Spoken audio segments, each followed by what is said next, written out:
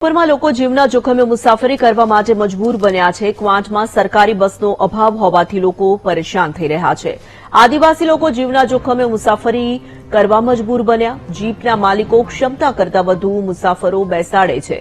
Police અને RTO વિભાગના અધિકારીઓ પણ જાણે કે નિંદ્રામાં છે। ક્વાંટ તાલુકાનો જીપનો વિડીયો સોશિયલ મીડિયામાં વાયરલ થઈ રહ્યો છે। સંવાદદાતા મહેશ ભીલ ફોન લાઈન પર જોડાઈ ચૂક્યા છે। મહેશ, જે રીતના દ્રશ્યો સામે આવી રહ્યા છે, જીપમાં જે રીતે લોકોને ભરવામાં આવ્યા છે, આદિવાસી લોકો જીવના જોખમે મુસાફરી કરવા શા માટે આખરે મજબૂર છે તે વિસ્તારમાં? છોટાઉદેપુર જિલ્લાના જે ગ્રામ્ય વિસ્તાર છે તેમાં ખાસ કરીને સરકારી વાહનોનો ખૂબ મોટા પ્રમાણમાં અભાવ છે।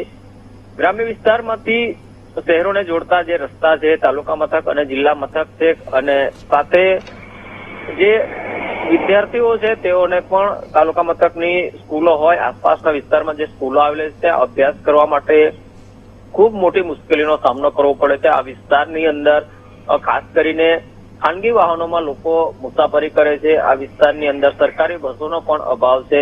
જે પણ બસો ચાલે છે તે અનિયમિત અથવા સમયાંતરે નથી ચાલતી, જેના કારણે વિદ્યાર્થીઓને અનુકૂળ નથી આવતું, જેના કારણે આ વિસ્તારના બાળકો છે તે ખાનગી વાહનોમાં જીવના જોખમે મુસાફરી ખેડી રહ્યા છે। સાથે સાથે જે અન્ય લોકો છે તે પણ જીપમાં જીવના જોખમે મુસાફરી કરી રહ્યા છે। આ વિસ્તારના જે ઉચ્ચ અધિકારીઓ છે, જિલ્લાના આરટીઓ વિભાગ અને પોલીસ વિભાગના જે અધિકારીઓ છે તેઓની ખૂબ મોટી બેદરકારીના કારણે આ લોકો આ રીતે જોખમી મુસાફરી કરી રહ્યા છે। આ વિસ્તારની અંદર જે રસ્તાઓ છે તેના પર પોલીસ દ્વારા અને આરટીઓ વિભાગ દ્વારા જો સતત પેટ્રોલિંગ કરવામાં આવે અને સરકારના જે મહત્વના વિભાગ છે તેના દ્વારા આ વિસ્તારની અંદર બસોની ફાળવણી કરવામાં આવે તો આ જોખમી પરિસ્થિતિમાંથી બહાર આવી શકાય એમ છે। પરંતુ સરકાર પણ આ વિસ્તારમાં સુવિધા આપવામાં નિષ્ફળ થઈ છે। ખાસ કરીને પોલીસ અને આરટીઓ વિભાગ છે તે આ પ્રકારની મુસાફરી છે તેને અટકાવે તે ખૂબ જરૂરી છે।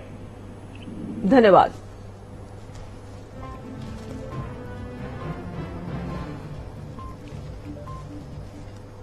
જેતપુરના ભાદરના